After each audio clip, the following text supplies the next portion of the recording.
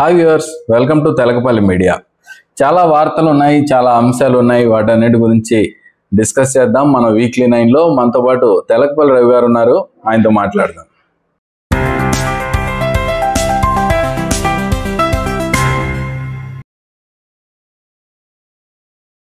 రవి గారు, welcome sir. Hello sir, సింహాచలంలో జరిగిన ఘటన చాలా విమర్శలకి తావిచ్చింది. కాకపోతే ప్రభుత్వం తరఫు నుంచి దీన్ని విమర్శించొద్దు, దీన్ని రాజకీయం చేయొద్దు అనేది గట్టిగా వినిపిస్తుంది.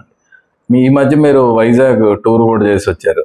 ఏంటి సార్ అసలు అక్కడ ప్రజలు ఏమంటున్నారు? ఓవరాల్గా ఎలా చూడాలి? వాస్తవంగా విజయనగరం వైజాగ్ వెళ్ళాను నేను. ఆ ముందు రోజు సరిగ్గా నేను తిరిగి వచ్చాను. ఈ ఘటన చందనోత్సవం అనేది చాలా ముఖ్యమైనది సింహాచలంలో. మీకు తెలుసు, మనం కూడా ఒకసారి వెళ్ళాం. జనం విపరీతంగా వస్తారు. ఒక్కో చోట బ్రహ్మోత్సవాలకు తిరుపతికి వస్తారు, లేకపోతే నవరాత్రులకు దుర్గమ్మ దగ్గరికి వస్తారు. తెలిసిన విషయమే. అటువంటిప్పుడు ఈ గోడ కూలిపోవడం, వర్షం వచ్చింది, అనుకోకుండా వర్షం వచ్చింది, దురదృష్టవశాత్తు ఇది అంటారు. దురదృష్టవశాత్తు ప్రకృతి వైపరీత్యాలు సంభవిస్తాయి కదా. అటువంటిప్పుడు కనీసం అన్నది ప్రశ్న. ఇక్కడ రాజకీయాలు చేయకూడదు అనేది నిజమే, కానీ ఇప్పుడు దేశంలోనే మత రాజకీయాలు నడుస్తున్నాయి. ఉదాహరణకి ఇది వరకు అదే ప్రాంతంలో రామతీర్థంలో విగ్రహానికి సంబంధించి కానీ ఇట్లాంటివి అన్ని మత రాజకీయాలు నడిచాయి. ఇక్కడ 7 ప్రాణాలు పోయినటువంటి సందర్భంలో అది కూడా చాలా శుభంగా అందరూ పూజించుకోవడానికి వెళ్ళినప్పుడు నిజరూప దర్శనం అప్పన్నది అది ఒక పెద్ద సందర్భం. కాబట్టి దాని మీద విమర్శ వద్దు అనడం ఇదంతా కూడా అర్థం లేదు. పైగా ప్రమోద్, ఇప్పుడు బయటకు వచ్చే విషయాలు వరుసగా చూస్తుంటే చాలా దిగ్భ్రాంతి కలిగిస్తాయి. అంత పొడవైన గోడ, కనీసమైన ఆధారం లేకుండా, ఒక పిల్లర్ లేకుండా, అలాగే సరైన ఇవి వాడారా కూడా తెలియటం లేదు. ఇప్పుడు ఒక కమిటీ వేశారు విచారణకు, దర్యాప్తుకు. దాన్ని కట్టిన కాంట్రాక్టర్ లక్ష్మణరావు అనే అతను చెప్తున్నాడు, నేను కట్టలేనంటే కూడా కట్టించారు. 3-4 రోజుల్లో కట్టలేని ఇంత పెద్ద గోడ అంటే కట్టమని ఒత్తిడి తెస్తే నేను కట్టాను అని. ఇప్పుడు ఏమైంది? ఇప్పుడు ఈ ప్రభుత్వం అంటే ఇంకా వేరేవంటే గత ప్రభుత్వంలో జరిగాయి ఇలానే. 3-4 రోజుల కిందట కట్టారంటే దీనికి ఏం చెప్తారు? కాబట్టి నేను మీడియాలో చూశాను, ఫలానా తేదీ నిర్ణయం చేశారు, ఫలానా తేదీని పిలిచారంటే అన్ని గత ప్రభుత్వంలో జరిగాయి అన్నట్టుగా లెక్కలు చెప్తున్నారు. కానీ కట్టింది 3 రోజుల కిందట అన్నది మటుకు సూటిగా చెప్పడం లేదు. ఈ ధోరణి మీడియాకైనా, పార్టీలకైనా, నాయకులకైనా మంచిది కాదు, జరగకూడదు. పుణ్య క్షేత్రాల్లో, అందులో మరీ ముఖ్యంగా భక్తులు ఎక్కువగా వెళ్ళే సమయంలో జాగ్రత్త తీసుకోవాలి. తీసుకోకుండా ఈ విషాదానికి కారకులు అయ్యారు. దీన్ని నిజంగా విచారించాలి. బాధ్యత వహించే నిర్లక్ష్యాన్ని తప్పకుండా ఖండించాలి ఎవరు అని. ఒకటి మీరు చూస్తారు కదా, అశోక్ గజపతిరాజు చైర్మన్గా ఉండాలా ఆలయానికి, ఇంకొకరు ఉండాలా, దీన్ని చాలా తతంగం నడిచింది. పైగా అక్కడ మంత్రులతో 3 మంత్రులతో కమిటీ కూడా వేశారు. చందనోత్సవాలు ఇవన్నీ ఏర్పాట్లు పర్యవేక్షించి ఏం చేశారు వీళ్ళందరూ? వర్షం ఇంతకంటే పెద్ద వర్షం కూడా రావచ్చు కదా, ఎవరు చెప్పగలుగుతారు? ఉదాహరణకు రాత్రిపూట రాముడి విగ్రహం తల ఎవరు పగలగొట్టారు, ఎవరు చెప్పగలుగుతారు? అది కూడా దురదృష్టవశాత్తే కదా. అంటే మరొకరి హయాంలో జరిగితేనేమో అది పథకం ప్రకారం జరిగింది, లేదా వాళ్ళకి మతం మీద నమ్మకం లేనందువల్ల అని అనుకుంటూ, ఇప్పుడు జరిగినవన్నీ మటుకు అలా కాదు. నేను వాళ్ళను అనడం లేదు, వీళ్ళని అనడం లేదు. ముందు జరిగినది తీవ్రమైంది, బాధాకరమైంది, దాని బాధ్యత తీసుకోండి. రెండోది, కారణమైన వాళ్ళని తప్పకుండా చర్య తీసుకోండి. మూడోది, బాధితులైన వాళ్లకు సహాయపడండి. 4వది, అసలు ఇప్పటికైనా కానీ రాష్ట్రంలో ఉన్న కీలకమైన పుణ్యక్షేత్రాల్లో ఎలా ఉన్నాయి భద్రతా పరిస్థితి?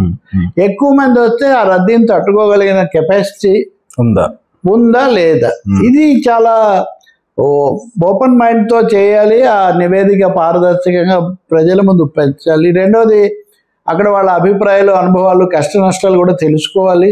ఏదో ఒక విధంగా దూరం నుంచి వచ్చి దేవుని చూసుకొని వెళ్దామని వాళ్ళు అనుకుంటారు, అన్ని కష్టాలు భరించి. కానీ ప్రాణాలకు కూడా ముప్పు వస్తే చాలా కష్టం కదా. అందుకని సింహాచలం ఘటన నిస్సందేహంగా ఒక గుణపాఠం, ఒక కనువిప్పు. దీన్ని వైసీపీదనో లేదా టీడీపీదనో చూడడం చాలా పొరపాటు. ఇంకా చివరిది, ఇది ఇంతటితో ఆగుతుందా అని కూడా సందేహం కలుగుతుంది. ఎందుకంటే మీకు తెలుసు కదా, గతంలో తిరుపతిలో అడ్డైనా ఇంకోటైనా ఇటువంటివి వచ్చినప్పుడు దేశం అంతటిని సంచలనం వచ్చిందని, కేంద్రం దృష్టికి తెచ్చామని, హోంశాఖ అడిగిందని ఇలాంటివి వినేవాళ్ళం.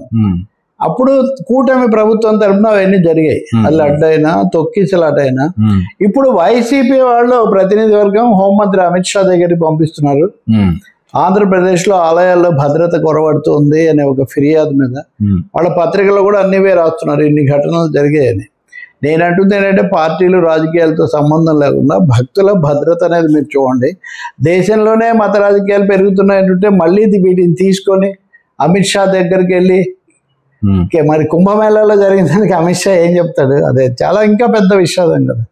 కాబట్టి ఇక్కడ కావాల్సిందంతా ఒకటే, క్రౌడ్ మేనేజ్మెంట్ అనేది ఎప్పుడైనా ఒకటే. ఎందుకు వచ్చారు వాళ్ళు? ఒక హీరోని చూడడానికి వచ్చారా, ఒక వేడుకకు వచ్చారా, ఒక భక్తితో వచ్చారా, ఎందుకు వచ్చినా సరే ఎక్కువ మంది ఒక చోటు చేరినప్పుడు కొన్ని నిబంధనలు కొన్ని జాగ్రత్తలు పాటించాలి. ఆలయాల్లో మరింత ఎక్కువగా ఉండాలి. ఆలయాల్లో మరింత ఎక్కువగా ఉండాలి. అందువల్ల దీన్ని తప్పకుండా ఒక గుణపాఠంగా తీసుకొని పునరావృతం కాకుండా చూడాలి. అన్న వాళ్ళ మీద ముద్రలు వేయటం కూడా మానేయాలి. ఒక తప్పు జరిగినప్పుడు అంటారు ఎవరైనా కానీ. ఇంకా మీరు అన్నారు కదా, నిజంగా విశాఖపట్నం పర్యటనలో ఒకసారి విజయనగరం కూడా వెళ్ళాను. రాజకీయ మార్పులు అక్కడ ఇంకా వైసీపీకి కొంచెం పట్టున్న ప్రాంతాలు. మూడోది ఏమంటే గురజాడ అప్పారావు ఉత్తరాంధ్ర కదా, ఆయన వర్ధంతి జయంతుల జాబితాలో లేకపోవడం ఈ అంశం అక్కడ వచ్చింది. కానీ అంతకంటే ఆశ్చర్యకరమైంది, చాలా ప్రతిష్టాకరమైన ఆంధ్ర విశ్వవిద్యాలయం ఆంధ్ర యూనివర్సిటీ శతవార్షికోత్సవాలు జరుగుతుంటే ఆ రోజు చంద్రబాబు నాయుడు గారు గౌరవ ముఖ్యమంత్రి రాష్ట్రంలో విశాఖలో ఉండి కూడా ఆ ఉత్సవాల్లో పాల్గొనలేదు. ఆంధ్ర మెడికల్ కాలేజ్ ఏఎంసీ వార్షికోత్సవాలకేమో హాజరయ్యారు. నేను ఈ మాట మీడియాతో పంచుకున్నప్పుడు ఎవరో దాని మీద మెసేజ్ పెట్టారు. ఏమని అంటే గీతం university versus Andhra university. Okay, అసలు ఒక వీడియోనే పెట్టారు. భరత్ అని పార్లమెంట్ సభ్యుడు, తర్వాత గీతం యూనివర్సిటీ వాళ్ళ అబ్బాయి, ఆయన చెప్తున్నాడు మేమేదో ఆంధ్ర యూనివర్సిటీ జరగకుండా చేయాలంటున్నారు, మాకు వాళ్ళకి ఏం పోటీ లేదు, మా డబ్బులు మా ఫీజులు ఎక్కువ, ఆంధ్ర యూనివర్సిటీలో పేదవాళ్ళు ఎక్కువగా చేరుతారు. అది అంటే ఆంధ్ర యూనివర్సిటీ గీతం యూనివర్సిటీ తేడా అదేదో కేవలం ఫీజులు డబ్బులకు పేదలు ధనికుల్లాగా చూడటం కూడా చాలా హాస్యాస్పదం. ఎప్పటి నుంచి 100 ఏళ్ళు అంటేనే ఎన్ని తరాల మన మేధావులను మహాశాస్త్రం తయారు చేసి ఉంటుంది అది. కాబట్టి ఈ ధోరణి కూడా మంచిది కాదు. ఈ పోటీ గీతం యూనివర్సిటీ మంచిదే, దాన్ని ఎవరు తప్పు పట్టరు. కానీ గీతం యూనివర్సిటీ వర్సెస్ ఆంధ్ర యూనివర్సిటీ ఏఎంసీకి వచ్చి అక్కడికి వెళ్ళకపోవడం, అది నిజంగా ఎంపీగా ఉన్న వ్యక్తి దాన్ని మాట్లాడడం మటుకు కొంచెం ఆశ్చర్యం కలుగు, చూస్తే తప్ప నమ్మలేం మనం. అలా ఉంది పరిస్థితి ప్రైవేట్ రంగం అన్నది. Right sir. సార్, ఆంధ్రప్రదేశ్లో జగన్ 2.0 అని స్టార్ట్ చేశారు. అంటే టూ ఎర్లీ కదా, అంటే ఇంకా ఇప్పుడిప్పుడే ప్రభుత్వాలు అవి సెటిల్ అవుతున్నాయి, టూ ఎర్లీ కదా.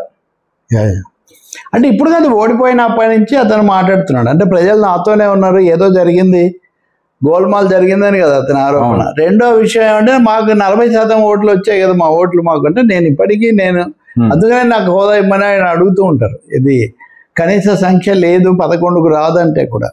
కానీ దాంతోపాటు ఆయన అనేది ఏంటంటే చంద్రబాబు 4.0 ఇది కంప్యూటర్ భాష. సో జగన్ మళ్ళీ వస్తే 2.0 అని, ఈసారి నేను కార్యకర్తలను పూర్తి శ్రద్ధ తీసుకుంటానని. ఇది కూడా గతంలో చంద్రబాబు చెప్పిన మాటే. నేను రాష్ట్ర అభివృద్ధి ఇవన్నీ ఆలోచించుకుంటూ పార్టీని కార్యకర్తలను నిర్లక్ష్యం చేశాను. ఆయన అభిమానులు, వాడు వీరాభిమానులు, బలపరిచే మీడియా వాళ్ళు ఇదే రాస్తుంటారు. ఈసారి ప్రభుత్వం రాగానే అమరావతి పార్టీ ఆఫీస్ కూడా రెగ్యులర్ వస్తాను ఇట్లాంటివి ఆయన కూడా చెప్తుంటారు, కలుసుకుంటాను రోజు అని చెప్తుంటారు. నిజంగా ఇప్పుడు కొంచెం ఎక్కువ శ్రద్ధ తీసుకుంటున్నట్టు కూడా కనిపిస్తుంది.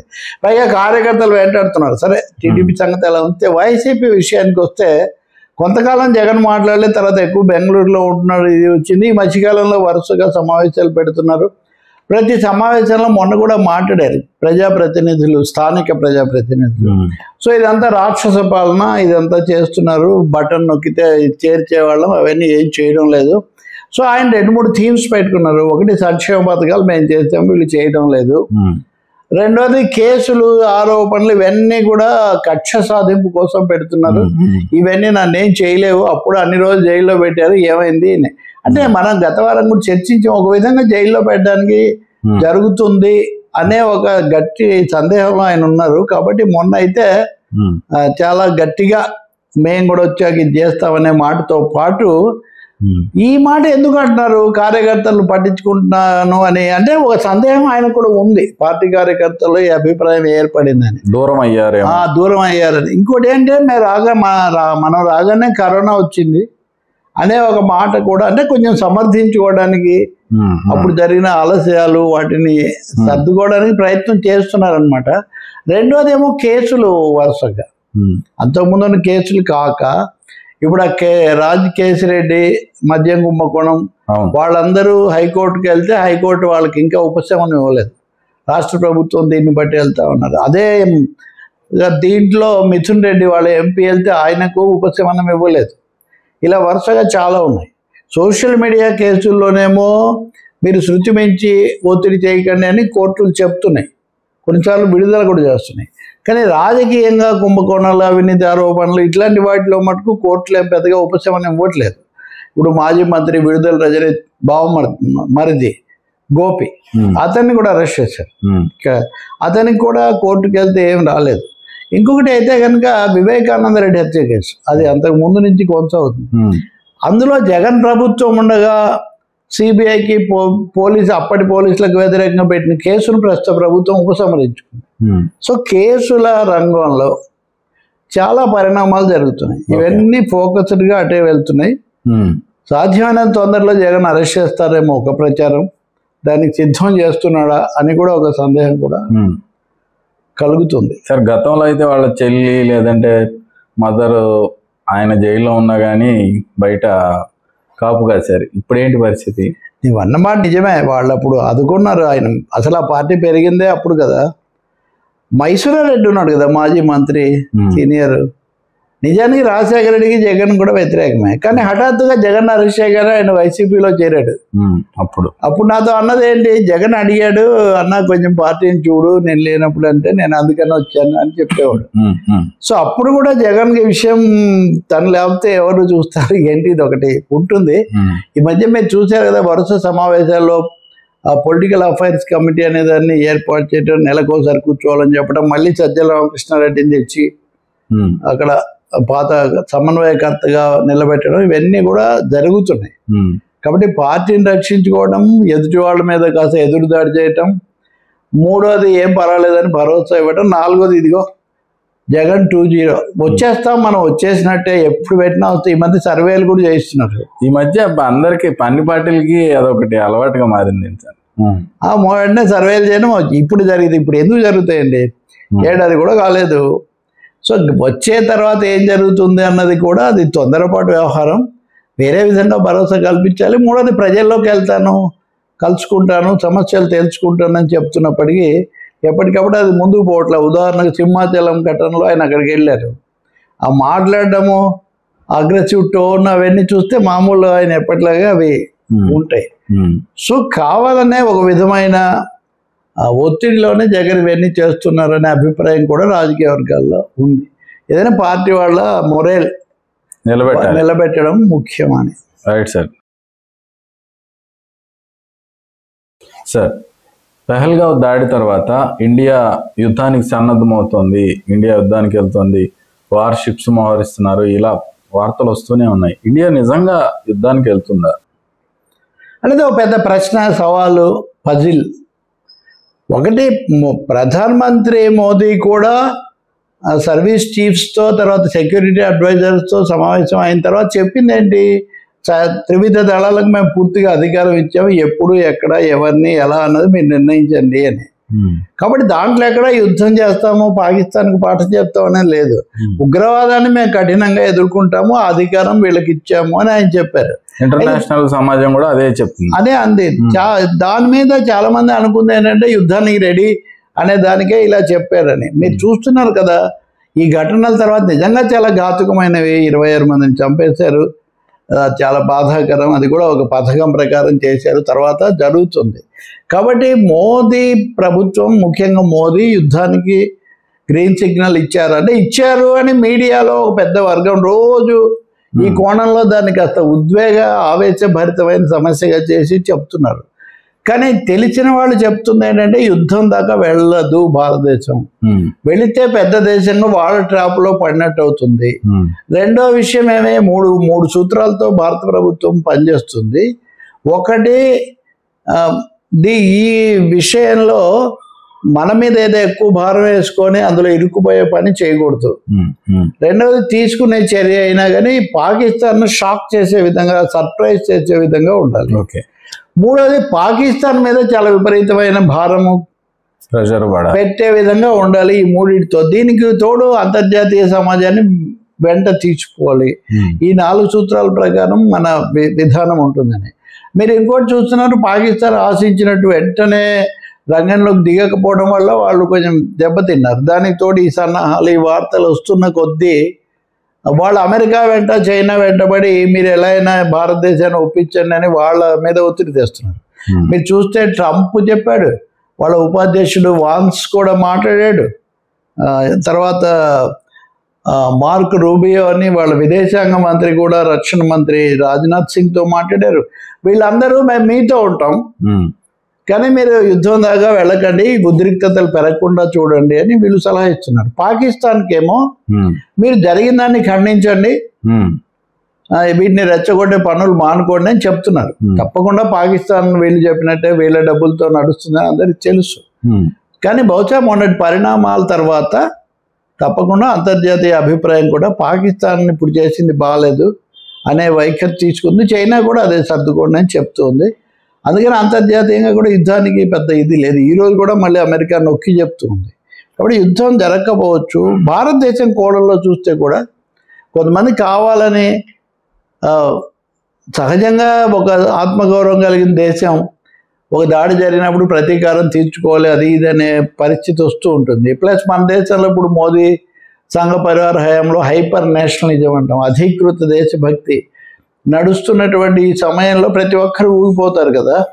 కానీ మనం చూస్తే గత 2015లో పుల్వామా తర్వాత కానీ, బాల్కోట తర్వాత కానీ సర్జికల్ స్ట్రైక్స్ చేసాం, గొప్పగా చెప్పుకున్నాం.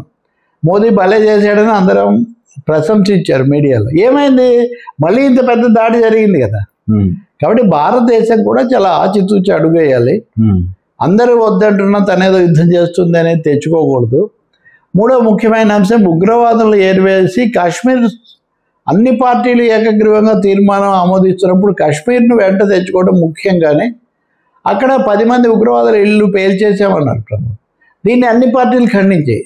అంటే అన్ని పార్టీలు ఉగ్రవాద దాడిని ఖండించాయి. కానీ అన్ని పార్టీలు కూడా 10 ఇళ్లను పేల్చేసి సమాజంలో భయోత్పాదం తెస్తే లాభం ఏంటి అని ఖండించాయి.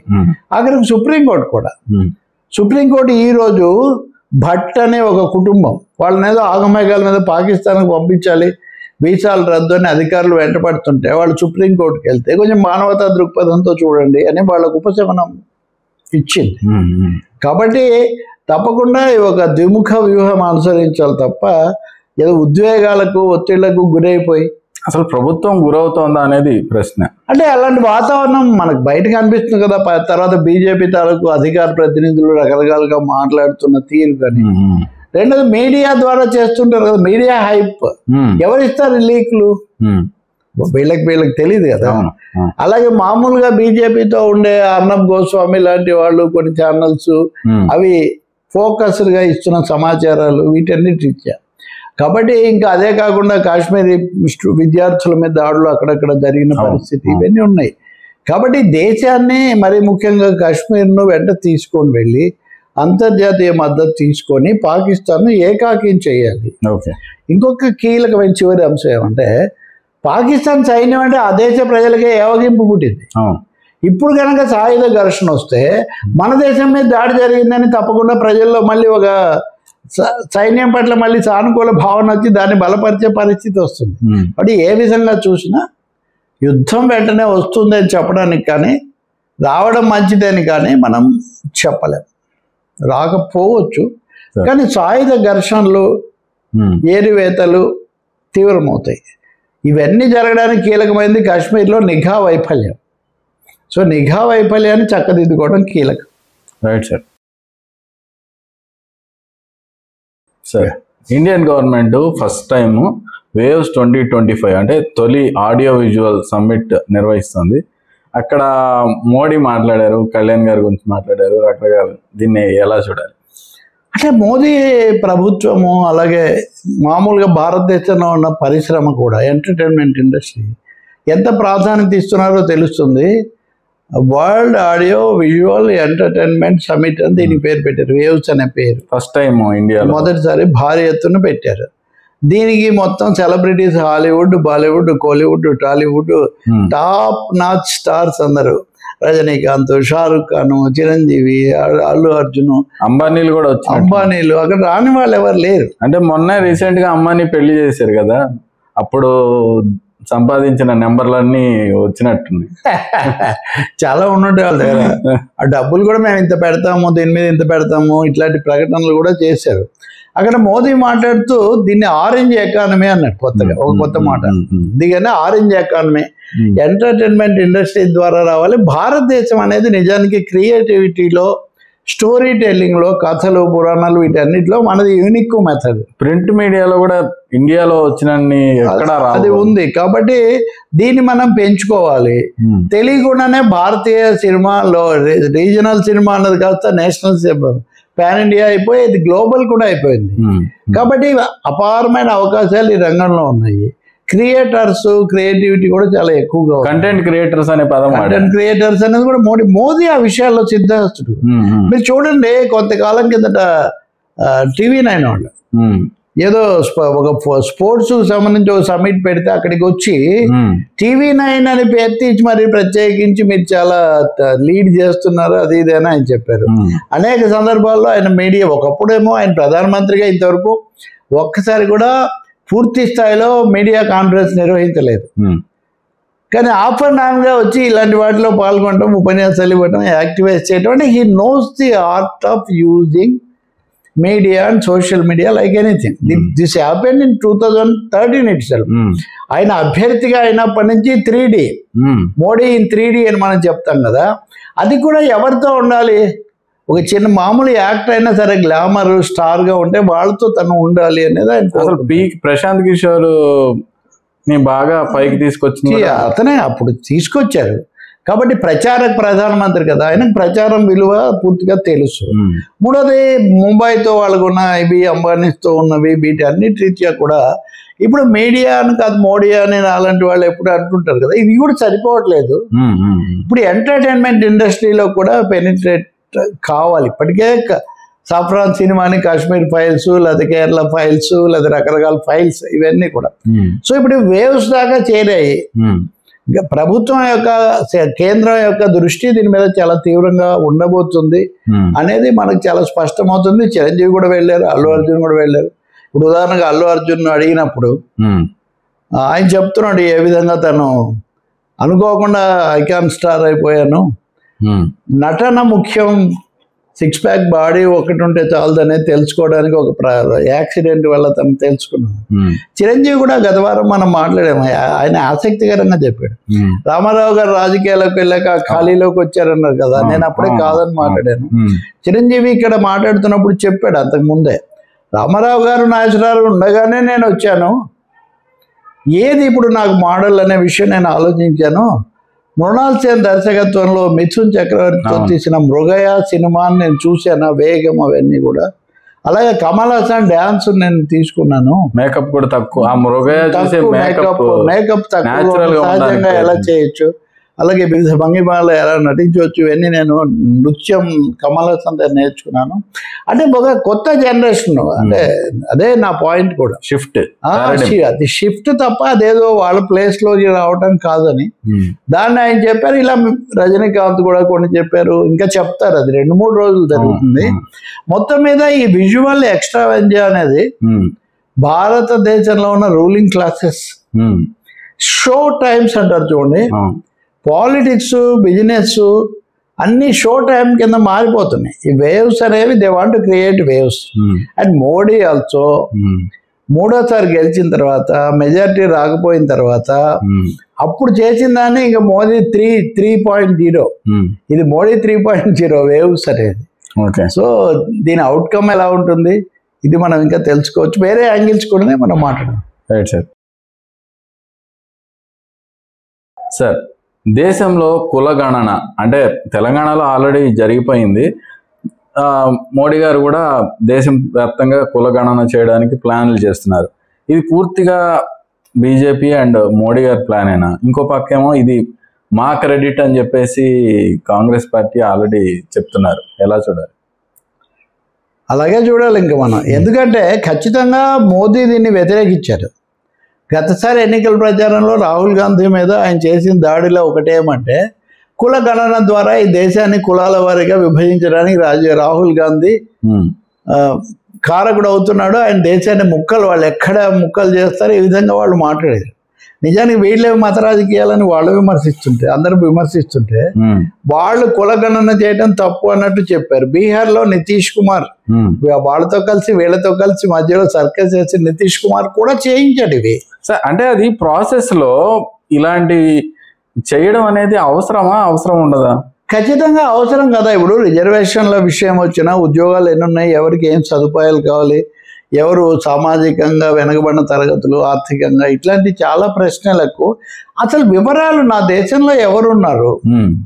అన్ని రాజకీయాలు కులాల వారికి జరుగుతాయి. అభ్యర్థులు నియమించేటప్పుడు అవే జరుగుతాయి. ప్రశాంత్ కూడా రిజర్వేషన్లు ఉన్నాయి, అవి కూడా ఉన్నాయి. వ్యూహకర్తలు అదే చేస్తారు. కొన్ని తరగతుల మీదే పెట్టారు, ఇంకోటి కాదంటారు. మీకు గుర్తు ఇప్పుడు ఈ రోజు నిన్న ఆంధ్రప్రదేశ్ హైకోర్టు ఎస్సీలు కనుక మతం మార్చుకుంటే, అంటే క్రిస్టియన్స్ అయితే వాళ్ళకి రిజర్వేషన్ వర్తించదని తీర్పు ఇచ్చింది. దీన్ని అందరూ వ్యతిరేకిస్తున్నారు. ఎస్సీ యొక్క హోదాలో, ప్రతిపత్తిలో, పరిస్థితులు ఏం మార్పు వస్తుంది? వాళ్ళు అలాగే ఉంటారు. చాలా గ్రామాల్లో దళిత వాళ్ళన్నీ క్రిస్టియన్ చర్చికే వెళ్తుంటాయి, కానీ వాళ్ళు జీవితంలో దళితుల్లాగే బతుకుతుంటారు. కాబట్టి భారతదేశం యొక్క ప్రత్యేక పరిస్థితులను దృష్టిలో పెట్టుకున్నప్పుడు అంతమందివి తీసుకున్నప్పుడు వీళ్ళు ఎందుకు వదిలిపెట్టాలి? అది వివరాలు ఉంటే ఒక శాస్త్రీయమైన పద్ధతిలో వెళ్ళొచ్చు.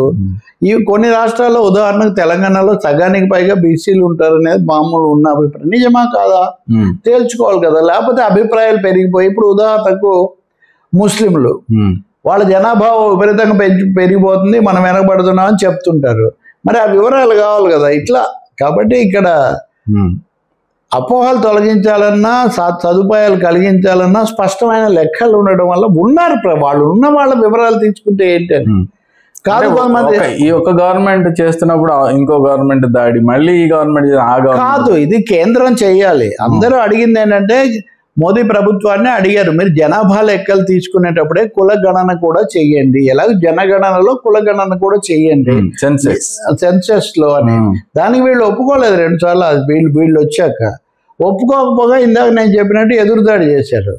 చేసిన తర్వాత మీరు తెలంగాణలో చేశారు రేవంత్ రెడ్డి ప్రభుత్వం, అవి సరిగ్గా లేవని బీజేపీ వాళ్ళు, బీఆర్ఎస్ వాళ్ళు దాడి చేశారు. నిన్న కూడా కిషన్ రెడ్డి కేంద్ర మంత్రి మాట్లాడుతూ ఇది రాంగ్ మోడల్ అన్నారు. మరి రైట్ మోడల్లో మీరు చేసి ఉండాలి కదా, మీరు చేయలేదు.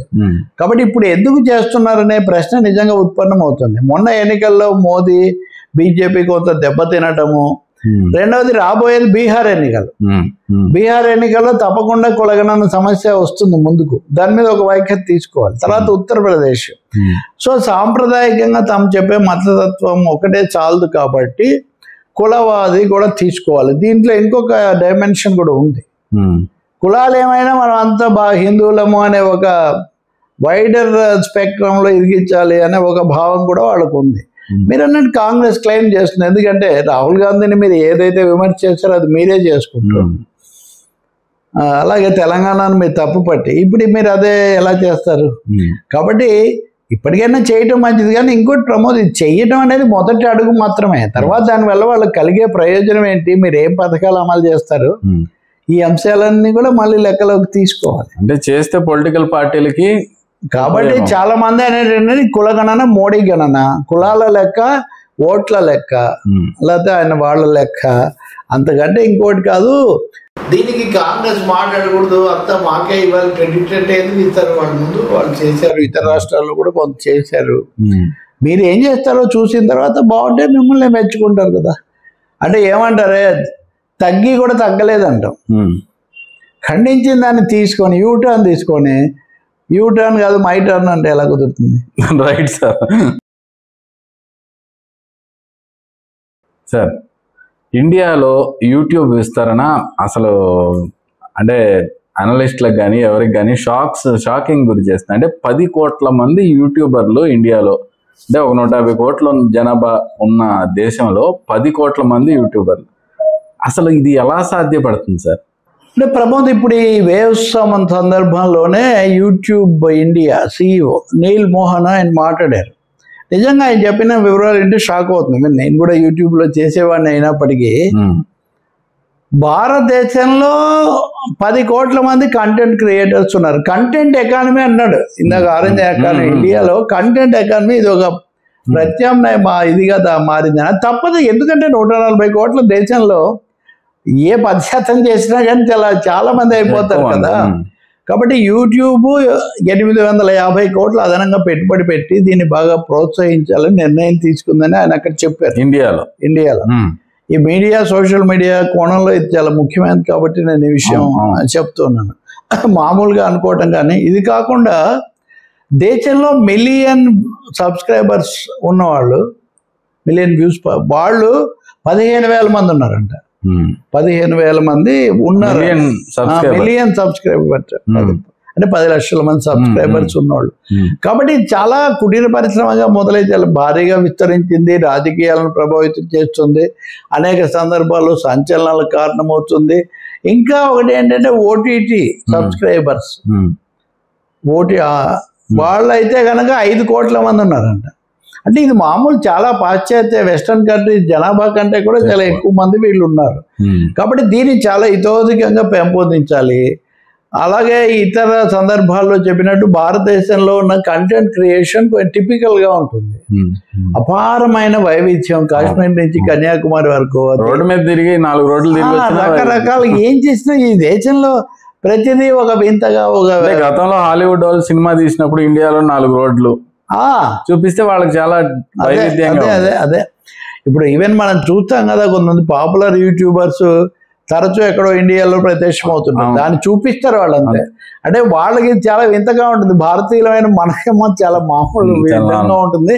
అందుకని యూట్యూబ్ ఎక్స్పాన్షన్ మాత్రమే కాదు, ఇంకా దీన్ని అనేక కొత్త పద్ధతుల్లో వస్తుంది. ఇప్పుడు అడోబ్ CEO శంకర్ నారాయణ చెప్పింది OTT కూడా భారతదేశం అనేది స్వర్గధామంగా ఉందని. ఇప్పుడు మీరు ఈ వివరాలను ఇందాక మోదీ చెప్పిన దాంతో మీరు లింక్ చేసుకొని చూసుకుంటే ఇండియన్ దీంట్లో ఇన్ఫార్మల్ ఎకానమీలో చాలా ముఖ్య పాత్రధారి కాబోతుంది అనేది అర్థమవుతుంది. అలాగే 15,000 మంది మిలియన్ పైన ఉన్నవారు అనేది తెలుసుకున్నప్పుడు కొంతమంది దీని గురించి అయితే మరీ ఇదిగా ఉండాల్సిన అవసరం కూడా లేదు. అది ఈ దేశం యొక్క స్వభావం అనే అంశం కూడా మనకు అక్కడ స్పష్టంగా తెలుస్తుంది. అయితే క్వాలిటీ కంటెంట్, ఒరిజినల్ కంటెంట్ రావడానికి దీనికోసం ట్రైనింగ్ అవి కూడా ఇస్తామని వాళ్ళు చెప్తున్నారు. AI వల్ల అదనంగా మళ్ళీ 10 కోట్ల మంది రావచ్చు అని కూడా వీళ్ళు అంచనా వేస్తున్నారు. ఇంకో 10 కోట్లు లేదా ఈ 10 కోట్ల మంది ఇంకో సెకండ్ వర్షన్. సరే, ఇది ఇలా జరుగుతుంటే ఇంకో పక్క నుంచి విమర్శ ఏమొస్తుందంటే, ఇతర దేశాలలో టెక్నాలజీ డెవలప్ చేస్తుంటే మనమేమో ఆ టెక్నాలజీ వాడుకొని చిన్న చిన్న స్నిప్పెట్స్ చేయడం ఇలాంటివి చేస్తున్నాం అనే ఒక కామెంట్ కూడా వస్తుంది. అది పాలకుల యొక్క వైఫల్యం. అది చాలా కాలంగా భారతదేశంలో మౌలిక పరిశోధన, ఒరిజినల్ రీసెర్చ్ బాగా తగ్గిపోయింది. మీరు విశ్వవిద్యాలయాలు అన్నింటినీ కూడా నిధులు ఇవ్వకుండా మార్చి, ఇందాక నేను మీకు చెప్తున్నాను కదా, ఆంధ్ర యూనివర్సిటీకి గీతం యూనివర్సిటీకి పోటీ ఏంటి అసలు? అంటే ఆ స్థాయికి ఈ యూనివర్సిటీలు, ప్రైవేట్ యూనివర్సిటీలు వీళ్ళకు ఉన్నంతగా యూనివర్సిటీలకు నిధులు ఇవ్వట్లేదు, అపాయింట్మెంట్లు చేయట్లేదు.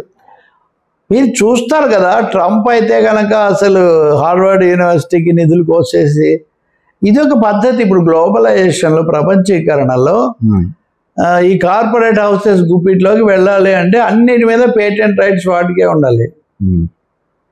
వాళ్ళు ఎంకరేజ్ చేయట్లేదు. దానివల్ల కూడా ఈ పరిస్థితి వస్తుంది. తప్పకుండా ప్రతిసారి శాస్త్రజ్ఞుల ఇండియన్ సైన్స్ కాంగ్రెస్ సమావేశాలు జరిగినప్పుడంతా దేశంలో ఒరిజినల్ ఇది తగ్గిపోయింది. ఒకప్పుడు సర్ సివి రామన్, జగదీష్ చంద్రబోస్ ఇలాంటి పేర్లు విన్న చోట అప్పట్లోనే బ్రిటిష్ కాలంలో, ఇప్పుడు ఎందుకు మనం పెరగడం లేదు అనేది కూడా దానికి ఒక కారణమేమో సోవియట్ యూనియన్ ఉన్నప్పుడు మనం అంతరిక్షంలో కూడా పంపించాం. ఇప్పుడున్న వాళ్ళు అలా చేయరు. కావాలంటే మా దగ్గర పంపించండి, కమర్షియల్గా మేము పంపిస్తాం, లేదా మీరు కమర్షియల్గా పంపించండి అంటారు. అది నిజమే. అది మీడియా రంగంలో నిజంగా ఇప్పుడు మనం చాలా వాటికి చూస్తాం కదా, గ్రాఫిక్స్ కోసం ఇంకో చోటికి పంపించాలి, చాలా వాటిలో విదేశాల మీద ఆధారపడే పరిస్థితి ఎంటర్టైన్మెంట్లో కూడా ఉంది. ఈ ఆరెంజ్ ఎకానమీ అన్నప్పుడు వాటిని కొంత మార్చాలి అని కూడా ఒక సంకల్పం. ఎలా జరుగుతుందో చూడాలి. ఇంకా యూట్యూబ్ అయితే అల్లుకుపోతుంది వటవృక్షంలాగా అనేది ఒక వాస్తవం. రవి గారు, ప్రపంచంలో ఎక్కడో చోట ఏదో ఒక మూల ఒక యుద్ధం అనేది ఎప్పుడూ జరుగుతూ ఉండాలి అంటే చాలా చాలా ముందు వినేవాళ్ళం. అమెరికాలో కంపెనీలన్నిటికీ ఎక్కడో చోట ఒక యుద్ధం అనేది జరుగుతుంటే మనకి డోకా లేదు అనే పరిస్థితి. ఇప్పుడు ఉక్రెయిన్లో వారు, తర్వాత ఇప్పుడు ఇండియా పాకిస్తాన్ మధ్య హీట్, ఇవన్నీకి కారణం అలాంటిది ఏమైనా ఉంటుందా? ఖచ్చితంగా. ఇప్పుడు ఎవరైనా కానీ వాడి ఆయుధ పరిశ్రమ అమెరికాలో ముఖ్యమైనది. మిలిటరీ ఇండస్ట్రియల్ కాంప్లెక్స్ అంటారు. సైనిక పారిశ్రామిక వ్యవస్థ ఇదే అమెరికా నడిపిస్తుంది. అమెరికా అధ్యక్షులు ఉపాధ్యక్షులైన వాళ్ళు, వాళ్ళ కుటుంబ సభ్యులు ప్రత్యక్షంగా పరోక్షంగా వీటితో సంబంధం కలిగి ఉంటారు. లాక్హీడ్ కుంభకోణం అంటారు, ఇంకోటి అంటారు. బుష్ ఉన్నప్పుడు చిన్న బుష్ ఎవరికో సంబంధం ఉందంటే చాలా ఉన్నాయి వివరాలు. కానీ ఇప్పుడు మనం ఈ అంశమే ప్రత్యేకించి ఎందుకు చెప్పుకోవాలంటే, మీరు అన్నట్టు ఉక్రెయిన్ రష్యా యుద్ధం ఇది ఎందుకు తీసుకొచ్చారు? రష్యా అనే దాంతో ఒకవైపు ట్రంప్ స్నేహంగా ఉన్నా అక్కడనేమో ఉక్రెయిన్ మరింత దాసోహంగా ఉంటుంది. కాబట్టి ఉక్రెయిన్ ద్వారా రష్యాకు పెడితే వీళ్ళ పంట పండుతుంది కదా. సో అమెరికా నాటో అవన్నీ బలపరచకపోతే ఉక్రెయిన్ ఏం చేయలేదు రష్యా ముందు. కానీ దాన్ని చాలా కాలమే కదా వచ్చారు. రష్యా ఏదో నిలబడింది. ఇది అయిన తర్వాత ఇప్పుడు మళ్ళీ ట్రంప్ తిరిగి వచ్చి ఈయన రాగానే యుద్ధం అయిపోవాలి ఇవన్నీ చెప్పి పుతిన్తో కూడా మాట్లాడి ఏదేదో చేశారు. జెలెన్స్కీ ఉక్రెయిన్ అధ్యక్షుడు మధ్యలో వాకౌట్ చేసేది ఇవన్నీ జరిగాయి. కానీ వాళ్ళ సంబంధం కొంచెం అవుతుంది, ఎందుకంటే వాడికి వేరే దిక్కు లేదు. ఇప్పుడు ఎంత కష్టాలు ఈ యుద్ధ వాతావరణంలో పుతిన్ కలిసి రావట్లేదని వాడు, వీళ్ళు కలిసి రావద్దని వాళ్ళు అంటున్నారు. కానీ అమెరికా ఉక్రెయిన్లో ఉన్న విలువైన ఖనిజాల కోసమే ఇదంతా రెచ్చగొట్టింది అనేది అదే అభిప్రాయం. ఈ సమయంలో ట్రంప్ ప్రభుత్వం ఉక్రెయిన్ ప్రభుత్వంతో గనుల తాలూకు ఒప్పందం చేసుకుంటుంది. అసలు ఉక్రెయిన్ ఇప్పుడు ఆ స్థితిలో ఉందా? ఆ దేశంతో కుదుర్చుకునే ఒప్పందాలకు ఎంత ఉంటుంది అంటే కమిట్ చేయించుకుంటుంది. ఇక్కడ మళ్ళీ వాళ్ళు ఏమంటారు, ఇవన్నీ ఇప్పుడే రావు, చాలా ఖర్చు పెట్టాలి, చాలా కష్టపడాలి, 10 ఏళ్ల తర్వాత కానీ రావు అని అమెరికా వివరణ. మరి 10 ఏళ్ల తర్వాత రాని వాటికి ఇప్పుడు యుద్ధం ఆపడం కాకుండా మీరు ఎందుకు చేస్తున్నారు? మీకు వ్యాపారులు, మీరు అంతర్జాతీయ బేహార్లు, యుద్ధ బేహార్లు. పాకిస్తాన్ల మధ్యలో కూడా అంతే. పాకిస్తాన్కు సహాయం అంటారు. ఆ సహాయంలో సగం ఆయుధాలే, తమ ఆయుధాలు వదిలించుకోవడానికి ఇవన్నీ కూడా. ఇప్పుడు ఉదాహరణకి ఏమైనా ఆంధ్రప్రదేశ్లో కూడా ఉత్తరాంధ్రలో అక్కడ అణు కర్మాగారం ఏదో కట్టడం కోసం అది జరుగుతుంది. కిర్లంపూడి ఎందుకు అంటే వాళ్ళ దగ్గర డొక్కు అయిపోయినటువంటి విద్యుత్ కర్మాగారాలు మనకు అంటగట్టాలి. ఇప్పుడు ఈ సమయంలో పాకిస్తాన్ వైపు దూకుంటూ భారతదేశానికి 131 మిలియన్ల విలువైన డాలర్ల విలువైన ఆయుధ సామాగ్రి, యుద్ధ పరికరాలు సరఫరా చేయడానికి ఒప్పందం కుదుర్చుకుంటుంది అమెరికా ఈ సమయంలో. అంటే ఉక్రెయిన్తో గనుల స్వాధీనం, భారతదేశానికి ఆయుధాల అమ్మకం. ఈ మధ్య మోదీ వెళ్ళినప్పుడు కూడా ఈ ఒప్పందాలన్నీ కూడా కుదిరాయి. అణు పరికరాలు కొనాలన్నది కూడా అణు విద్యుత్ అప్పుడు కుదిరిన ఒప్పందమే. అంటే ఆయుధాలు అమ్ముకోవడం తప్పితే ఇజ్రాయిల్ కూడా అంతే. చాలా మంది తెలివి తక్కువగా ఇజ్రాయిల్ గాజాలో చేసినట్టు మనం చేయాలంటారు. ఇజ్రాయిల్ చేసింది జాత్యహంకార యుద్ధం, మనం పాలస్తీనియన్లకు మద్దతు. కానీ ఇజ్రాయిల్కి అమెరికా విపరీతంగా ఆయుధాలు అమ్ముతుంది. కాబట్టి ఇది పక్కా అమానవీయమైన ఆయుధ వ్యాపారం తప్పితే ఇంకోటి ఏం లేదు. సరే ఆయుధాలు వచ్చే మనకు రక్షణ వస్తుంది కదా, రక్షణ వస్తుంది, ముందు యుద్ధం పెట్టాలి. యుద్ధంలో అవతలాళ్ళకు వాడే అమ్మాలి. ఆయుధాలు వస్తాయంటే కొనాలి కదా డబ్బులు. అంటే ప్రజలకేమో అక్షరాలు లేవు, ఆరోగ్యం లేదు, ఆహారం లేదు, ఆయుధాలు మనం కొనాలి. బడ్జెట్లో ఏ 3వ వంతో 4వ వంతో దీనికే సరిపోతుంటుంది. వాటి కమిట్ చేయిస్తూ ఉంటే వాడు మనల్ని బలపరుస్తూ ఉంటాడు. Right sir. రవి గారు, బీఆర్ఎస్ 25 years ర్యాలీ సభ బాగా భారీ ఎత్తున జరిగింది, గ్రాండ్ సక్సెస్ కూడా అయింది. కేసీఆర్ గట్టిగా మళ్ళీ పాత విధానంలో మాట్లాడారు, ఘాటుగా ధాటిగా. ఎలా చూడాలి? అదే పాత విధానంలోనే మాట్లాడారు. ఆ పార్టీ పునరుజ్జీవం, పునరుత్తేజం, దానికోసం భారీ సభ, అది కూడా వరంగల్లో. ఇదంతా మంచి విషయమే. కానీ కేసీఆర్ ప్రసంగంలో కొత్త సంకేతాలు కానీ కొత్త విధానము లేకపోతే రాజకీయ స్పష్టత ఉందా అనే సందేహం అందరికీ కలిగింది. దానికి కీలకమైన కారణం ఏంటంటే అప్పుడు ఉద్యమ పరిస్థితి, తను చేసింది, తన ప్రభుత్వ సంక్షేమ కార్యక్రమాలు, వాటి మీద కొంచెం ఎక్కువగా చెప్తూ ప్రస్తుత ప్రభుత్వం మీద ఆయన దాడి ఎక్కువ పెట్టారు. అందులో ఆ పేరు కూడా తలవలేను అన్నట్టుగా రేవంత్ రెడ్డి పేరు కూడా తలవలేదు. పేరు కూడా తలవడం ఇష్టం లేదు, ఆయనకి అర్హత లేదని. రేవంత్ రెడ్డి కూడా నా పేరు కూడా తలవాలంటే ఆయనకు భయం, మొత్తం విషం కక్కారన్న పద్ధతిలో తర్వాత వీళ్ళు స్పందించారు. కాబట్టి కొంచెం కూడా ఒక విమర్శ కొంచెం కూడా లేదు, అంతా చేసాము, అంతా చాలా బాగుంది అనే పద్ధతిలో మాట్లాడారు. అంతకంటే కీలకమైనది రాజకీయ వైఖరి. రాజకీయంగా బీజేపీని ఒక్క ముక్క కూడా లేదు. ఒకే ఒక వాక్యం, 11 రూపాయలు కూడా ఇవ్వలేదు కేంద్రం మాకు అని ఒక్క విమర్శ తప్ప మొత్తం అంత సుదీర్ఘ ప్రసంగంలో కాంగ్రెసే విలను, మీరు ఏ సమయంలో అయితే కాంగ్రెసే విలను అని ప్రకటిస్తున్నారో చాలా స్పష్టంగా బీజేపీని మీరు మినహాయిస్తున్నారు. సో బీఆర్ఎస్ బీజేపీ మీద కీలకంగా పోరాడబోవడం లేదు అనే ఒక సందేశం అయితే ఆయన ఇచ్చారు. ఎందుకంటే అంతకుముందు పార్లమెంట్ ఎన్నికల్లో కూడా బీఆర్ఎస్ కూర్చున్నా. ఎందుకు కారణం అంటే కాంగ్రెస్ ఆరోపణ బీఆర్ఎస్ ఓట్లన్నీ బీజేపీకి మళ్లించారు అని. ఇంకోటి చూడండి ప్రమోద్, వాళ్ళ అమ్మాయిని అరెస్ట్ చేశారు, ఈడీని ప్రయోగించారు, అయినా అన్ని ప్రతిపక్షాలు దేశంలో త్రిశూల వ్యూహంతో దర్యాప్తు సంస్థలను ఉపయోగించి ప్రతిపక్షాలను చేస్తున్నారని విమర్శ ఉంది కదా, ఆ మాట కూడా అనలేదు మోదీ గారు. అంతకుముందు మధ్యంతర దశలో మోదీ మత రాజకీయాలు వీటి మీద విపరీతంగా మా ప్రజాశక్తి నవతెలంగాణ వేసిన పుస్తకాలన్నీ ఆయనే తెప్పించారు, ప్రత్యేకించి సెషన్స్ పెట్టారు. ఏమైంది అదంతా? కాబట్టి ఒక్కసారిగా ఒక రాజకీయమైనటువంటి పొందిక, స్పష్టత ఇవ్వదలుచుకోలేదు. బీజేపీతో అయితే ఘర్షణ పెట్టుకోదలుచుకోలేదు. ప్రధానంగా ఇక్కడ ఇప్పుడు అధికారంలో ఉన్నది ప్రత్యర్థిగా కాంగ్రెస్నే పరిగణిస్తున్నారు. కానీ బీజేపీ కూడా పొంచి ఉన్న సమయంలో కాంగ్రెస్ బీఆర్ఎస్ రెండింటినీ కాదని అది రావచ్చు కదా, మరి అటువంటిప్పుడు దాన్ని ఎందుకు మినహాయించారంటే ఒక ఒత్తిడిలో అయితే ఆయన ఆ పార్టీ ఉన్నారనేది మనకు అర్థమవుతుంది. తర్వాత దాన్ని సమర్థించడానికి రకరకాలుగా పార్టీ నాయకులు అనేక వివరణలు ఇచ్చారు. కానీ నేను అనుకుంటాను సమగ్రత, దిశానిర్దేశం మటుకు దాంట్లో లోపించాయి. లోపించడానికి కారణం వాళ్ళు కాంగ్రెస్ మీద మాత్రమే, కాంగ్రెస్ ఎందుకు వీళ్ళని కాదన్న విషయం వాళ్ళు నొక్కి నొక్కి చెప్తున్నారు. బీఆర్ఎస్ గా కాకుండా టీఆర్ఎస్ గానే అనుకోవాలి, ఇంకా అంతే అనుకోవాలి. అవి కూడా మాట్లాడలేదు నిజంగా మీరు అన్నట్టు. బీఆర్ఎస్ అన్నప్పుడు భారత కదా, జాతీయ విషయాలు అవి ఏం మాట్లాడలేదే. బీఆర్ఎస్ మళ్ళీ బ్యాక్ టీఆర్ఎస్, పేరు మార్చుకోలేదు కానీ పూర్తిగా అది టీఆర్ఎస్గా మళ్ళీ మారిపోయింది, తెలంగాణ రాజకీయాలకే పరిమితం అవుతుంది అన్నది అర్థమవుతుంది.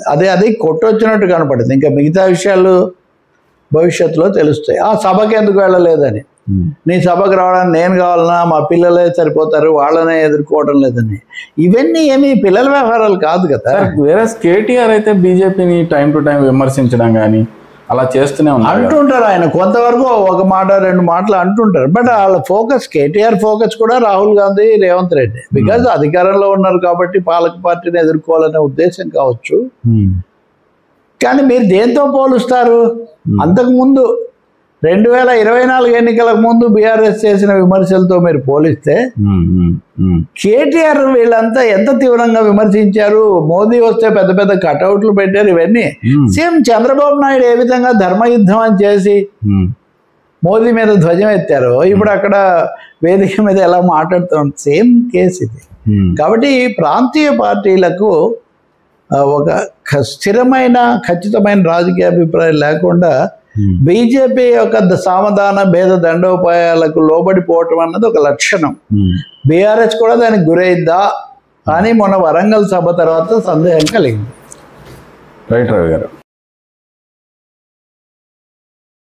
సార్, ఇందాక నుంచి 2.0 గురించి మాట్లాడుతున్నాం. ఇప్పుడు అమరావతి 2.0 మోడీ గారు కూడా ఈరోజే వచ్చి అక్కడ సభలో ఉండుంటారు బహుశా. ఏంటి సార్ మోడీ గారు ఏం చెప్పబోతున్నారు, లేకపోతే ఆల్రెడీ ఏం చెప్పారు? ప్రధాని మోదీ అమరావతి రాజధాని 2.0 దాన్ని పునః ప్రారంభించారు, రీలాంచ్ చేశారు. బహుశా దేశంలో ఏ రాజధానిని 1-2 సార్లు ప్రారంభించడం జరిగి ఉండదు, అది కూడా ప్రధానమంత్రి స్వయంగా. అంటే అంత విధ్వంసం జరిగాక ఇక తప్పదు కదా. అదే విధ్వంసం, విఘాతం ఇవన్నీ ఉన్నాయి అక్కడ. కాబట్టి ఇప్పుడు అమరావతి మళ్ళీ ఎలా ముందుకు పోతుంది, అక్కడ భూముల ధరలు కానీ, రైతుల జీవితము, వ్యవసాయ కార్మికులు, పన్నులు, వీటి కోసం ఆశగా ఎదురు చూస్తున్నారు. సుమారు ఒక 50-60 వేల కోట్ల విలువైన పన్నులు ప్రారంభించారు. కొన్ని వేరేవి కూడా ఈ సమయంలో శంకుస్థాపనలు ఇట్లాంటివి చేశారు. ఆయన వెళ్ళిపోయారు. ఇప్పుడు ఇందాకే 2 గంటలు 2.5 గంటలు కేటాయించారు. మొత్తం ఎస్పీజీ టేక్ ఓవర్ అంతా చాలా భారీగా జరిగింది. 2015లో ఈయనే ప్రారంభించారు. అప్పుడు మట్టి నీళ్లు మాత్రమే తెచ్చారు. ఇప్పుడైనా కానీ ఏమైనా నిధులు ప్రకటిస్తారా, స్పష్టంగా ఏమైనా చెప్తారా అని మాలాంటి వాళ్ళం, నేనైతే క్రిటిక్నే కదా, చెప్తూ వచ్చాము. కానీ ఆయన ప్రసంగం అంతా గమనించాక అదైతే ఏం లేదు. సహాయం చేస్తామని మామూలు భాషలో చెప్పారు. రెండోది, ఇది కళల రాజధాని, ఇది మామూలుగా జరిగేది కాదు, భారతదేశానికే ఇది చాలా ఇదవుతుంది అన్న పద్ధతిలో చాలా, అంటే మామూలు భాషలో ఆయన చాలా అభినందనలు, చాలా ప్రోత్సాహకరంగా మాట్లాడారు. కానీ ఆర్థికంగా, విధానపరంగా మటుకు నిర్దిష్టంగా స్పష్టంగా ఏం చెప్పలేదు. ఇప్పుడు ప్రపంచ బ్యాంకు తర్వాత వేరే హడ్కో వీటి ద్వారా అప్పులు అరేంజ్ చేశారు. అప్పులు మేము కడతామని, అది ఎప్పుడు కడతారో కానీ అదొకటి నడుస్తుంది. ఈరోజు సభను మనం గమనిస్తే భారీ ఏర్పాట్లు, పెద్ద జనసందోహం. చంద్రబాబు, అంతకంటే ముందు పవన్ కళ్యాణ్, నారాయణ, లోకేష్ అందరూ మాట్లాడారు. వీళ్ళల్లో ముఖ్యంగా లోకేష్, చంద్రబాబు, పవన్ కళ్యాణ్ కూడా, లోకేష్ చంద్రబాబు ఇంకా ఎక్కువగా మోదీని దాదాపు ఆకాశానికి ఎత్తారు. ఒక విధంగా మోదీ, చంద్రబాబు. దేశం ముందుకు పోవాలంటే ఒక నాయకుడు ముఖ్యం, మోదీకి అలాంటి నాయకత్వ పటిమ ఉంది అని చంద్రబాబు అంటే, ఇలా ఆగిపోయిన ఒకదాన్ని మళ్ళీ తీసుకొని రావడం చంద్రబాబుకే సాధ్యమైందని మోదీ అంటాం మనం చూస్తాం. అలాగే ఇంకా లోకేష్ అయితే నమో అనే పదాన్ని కూడా చాలాసార్లు వాడి మోదీని చాలా చేశారు. పవన్ కళ్యాణ్ అక్కడ జరిగిన ఉద్యమం, ఆ సమయంలో జగన్ ప్రభుత్వంలో నిర్బంధం, మహిళా రైతులు, ఇలాంటి అంశాలు ఆయన కూడా చెప్పారు. సో మోదీ అంతిమంగా నొక్కి చెప్పింది ఏంటంటే, అన్నీ సహాయం చేస్తాము, కనెక్టివిటీ అనేది చాలా కీలకం. ఇప్పుడు ఆంధ్రప్రదేశ్ కనెక్టివిటీలో బాగా ముందుంది, మేము ఇంకా కావాలన్నా దీనికి చాలా చేస్తాము అనే ఒక సాధారణ టర్మ్స్ 3 కోరికలు అడుగుతూ వచ్చాము. ఒకటి, నిధులు ఇవ్వాలి అప్పులు కాకుండా.